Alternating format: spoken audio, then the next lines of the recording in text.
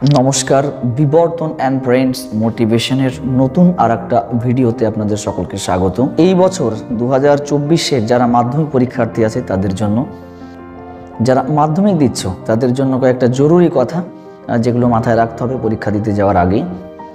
সবার প্রথম তোমাদের কয়েকটা কাজ যেটা ভীষণভাবে গুরুত্বপূর্ণ, এই জন্য ভিডিওটা শেষ পর্যন্ত দেখবে, ভালো লাগলে শেয়ার করবে বন্ধুদের সঙ্গে যাতে তাদের একটু উপকারে লাগে।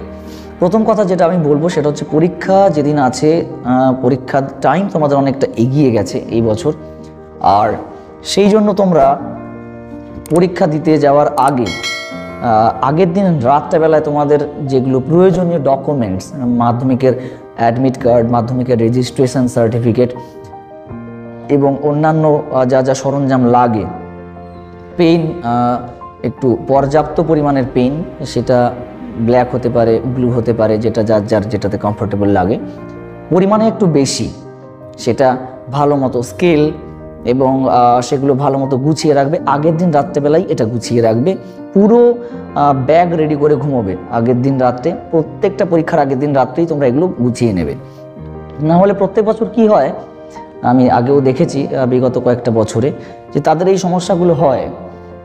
মাধ্যমিকের রেজিস্ট্রেশন কার্ড ভুলে যায় বা মাধ্যমিকের অ্যাডমিট কার্ড ভুলে যায়, পেন বাড়িতে ভুলে রেখে যায়।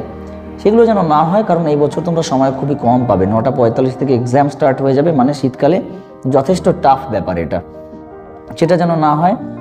সেই জন্য এইগুলো অত্যন্ত যত্ন সহকারে ঠান্ডা মাথায় কি কি লাগবে, কি কি তোমার প্রয়োজন, সেগুলো তোমরা আগের দিন রাত্রেবেলাতেই গুছিয়ে রাখবে। দ্বিতীয় কথা হচ্ছে তোমরা আগের দিনই পরীক্ষার একটা প্ল্যান মাথার মধ্যে মনে মনে এঁকে নেবে যে কি করবে। কেউ কনফিউশন হয়ে যায় পরীক্ষার হলে গিয়ে যে আমি মার্জিন টানবো কি টানবো না, ফোল্ড করব। মার্জিন টানতেই হবে এমন কোনো জায়গায় বাধ্যবাধকতা নেই, বা মার্জিন না টেনেই করতে হবে এরকম কোনো বাধ্যবাধকতা নেই। যেটাতে তোমার কমফোর্টেবল মনে হবে সেটা তুমি করবে। আর প্রথম কথা আমার যেটা মনে হয় যে চারপাশ একটু ফোল্ড করে নেবে, ওপরের সাইডটা একটুখানি 3 আঙুল বা 2 আঙুল মতো বেশি করে রেখে ফোল্ড করে, নিচের একদম নিচের সাইডটা পেজের 1 আঙুল, আর দুপাশে থেকে বাঁ দিকটায় মানে যে পাশে দাগ নাম্বারগুলো দিতে হবে সেই পাশটায় একটু 2 আঙুল মতো ছেড়ে, ডান দিকে 1 আঙুল ছেড়ে, এইভাবে পুরো পেজটায় আগে ফোল্ড করে নেবে। নাম টাম লেখা হয়ে যাওয়ার পরে, নাম ইত্যাদি যেগুলো লিখতে হয়, এটা ফোল্ড করে নেবে। এটা যথেষ্ট, এটা করলেই হবে। মার্জিন টানতে হবে এমন কোনো বাধ্যবাধকতা নেই, কিন্তু সময়টাও বাঁচবে আর অনেক ভালোই হবে, খারাপ হওয়ার কথা না। আমরা ওইভাবেই পরীক্ষা দিয়েছি।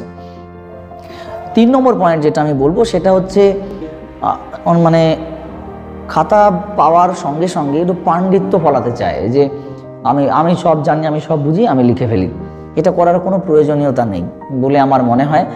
সবচেয়ে ভালো উপায় হচ্ছে যে স্যার ম্যাডামরা গার্ডে থাকবে তোমাদের, যে স্যার মানে যে টিচাররা থাকবেন, তাদেরকে প্রত্যেকটা পয়েন্ট জিজ্ঞেস করে করেই লেখো। একবারের জায়গায় কনফিউশন থাকলে 2বার 3বার 4বার জিজ্ঞেস করো, কনফার্ম হও কি লিখতে হবে, কিভাবে লিখতে হবে, তারপরে সেটা খাতায় পুট করো।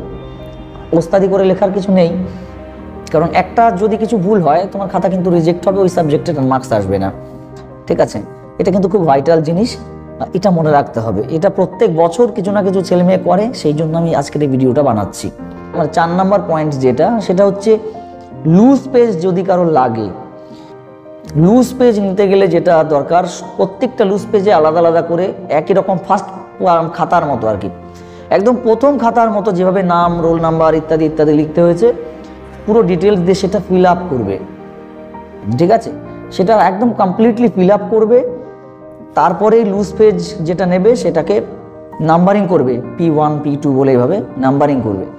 নাম্বারিং করার পরই কিন্তু সেটাতে লেখা শুরু করবে। এটা যেন ভুল না হয়, কারণ ওটা যদি ভুল হয়ে যায় তাহলে কিন্তু নাম্বার অ্যাড হবে না, ওই খাতা কিন্তু ওই লুজ পেজ কিন্তু রিজেক্টেড হয়ে যাবে। ঠিক আছে, আর একটা কথা যেটা বলবো সেটা হচ্ছে যে গুনে নিতে হবে কতগুলো পেজ নিয়েছো, আর পরীক্ষা শেষ হওয়ার ঠিক মিনিমাম 20 থেকে 30 মিনিট আগে পুরো খাতাটা যেগুলো লুজ পেজ নিয়েছো সুতো দিয়ে ভালো করে বেঁধে নেবে। এমনভাবে বাঁধবে যে গিট দেওয়ার পরে, প্রথম গিটটা দেওয়ার পরে যেন দুপাশে সমানভাবে সুতো ফাঁকা থাকে। তাহলে কি হবে, একদম লাস্ট মোমেন্টে যদি কোনো তোমার পেজ লাগে, সেটা তুমি মোটামুটি তাড়াহুড়ো করে ফিল আপ করে লিখে অতি দ্রুত সেটার সঙ্গে গিট মেরে বেঁধে দিতে পারবে লুজ পেজটা। না হলে কি হয়, অনেক সময় আমি দেখেছি এমনভাবে ছেলেমেয়েরা গিট মারে যে শেষে বাঁধার মতো জায়গা থাকে না, এক পাশে অনেক লম্বা দড়ি থাকে আর এক পাশের দড়িটাকে মানে সুতোটা খুব ছোট হয়ে যায়, সহজে গিট মারা যায় না, তো সমস্যা হয় বাঁধতে। তো এই জিনিসটা যেন না হয়, এগুলো মাথায় রাখবে, এগুলো খুব দরকারি। যেখানেই কিছু জিজ্ঞেস মানে বুঝতে পারছো না সেখানেই টিচারদের জিজ্ঞেস করবে, ঠিক আছে? জিজ্ঞেস করবে, অসুবিধার কিছু নেই, টিচাররা ভীষণ ভীষণ হেল্পফুল হয়। তো যাই হোক, এগুলো আজকে বলার ছিল। আর তোমরা জীবনের প্রথম বোর্ড এক্সাম দিচ্ছ লাইফের, যেটার জন্য মানুষ স্বপ্ন দেখে, যে পরীক্ষাটার জন্য, যেটাকে নিয়ে তোমাদের পরবর্তীতে তোমাদের ভবিষ্যৎ ঠিক হবে, যে পরীক্ষার রেজাল্টের উপরে ডিপেন্ড করে, নির্ভর করে। সেই পরীক্ষাটা ভীষণ ভীষণভাবে মনোযোগ দিয়ে দাও। প্রত্যেকের জন্য বেস্ট উইশেস রইল বিবর্তন অ্যান্ড ফ্রেন্ডস মোটিভেশনের পক্ষ থেকে, আমার পক্ষ থেকে। আর একটা কথা যেটা বলতে চাইবো সেটা হচ্ছে, তোমরা পরীক্ষা যতদিন শেষ না হচ্ছে না, তোমরা একদম নর্মাল ডায়েট মেনটেন করবে, নর্মাল ডায়েট মেনটেন করবে, ঠিক আছে? খুব হাই রিচ খাবার খাবে না। প্রত্যেক বছরই আমি দেখেছি কিছু ছেলে মেয়ে এটা মানে না, এবং কারো পেট খারাপ হয়, কারো ডায়রিয়াতে সাফার হয়, অনেকের পরীক্ষা দিতে সমস্যা হয়ে যায়, কেউ হসপিটালাইজড হয়ে যায়। এতে পরীক্ষা কিন্তু যথেষ্ট পরিমাণে পরীক্ষা হ্যাম্পার হয়। এই একটা কথা গেল। আর একটা ভীষণ ইম্পর্টেন্ট, সেটা হচ্ছে টাইমলি ঘুমিয়ে পড়বে। 10টার বেশি তো রাত জাগবেই না পরীক্ষা যতদিন চলছে, কারণ ঘুম না হলে সকালবেলায় উঠতে পারবে না, পরীক্ষার টাইম এগিয়ে গেছে। তো এটা ভীষণ ভীষণ দরকার, তোমরা এটা মাথায় রাখবে। আর সকাল সকাল ঘুমিয়ে পড়লে সকাল সকাল উঠতে পারবে। প্রয়োজনে ভোরবেলায় উঠে একটু রিভাইজ করে নাও যদি পসিবল হয়, তাহলে তাড়াতাড়ি পরীক্ষার হলে পৌঁছতেও পারবে, ফ্রেশ মুডে পরীক্ষার হলে যেতে পারবে, এটা একটা ভালো দিক।